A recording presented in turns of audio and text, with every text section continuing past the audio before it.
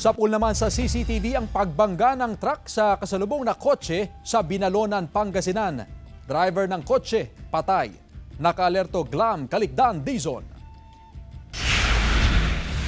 Sa CCTV footage, makikita ang magkasunod na pampasaherong bus at truck nang biglang umovertake ang truck kaya nito nasalpok ang paparating na kotse sa kabilang lane ng kalsada sa bahagi ng Barangay Bugayong sa Binalonan, Pangasinan. Nayupi at nawasak ang harapang bahagi ng kotse kung saan lulan ang mag-asawa na agad itinakbo sa ospital. Ngunit kalaunay pumanaw rin ang mister na nagmaneho ng kotse. Sa investigasyon ng PNP, hindi raw nakita ng driver ng truck ang unahang bahagi ng kalsada ng mag-overtake ito, kaya niya nasalpok ang kasalubong na kotse.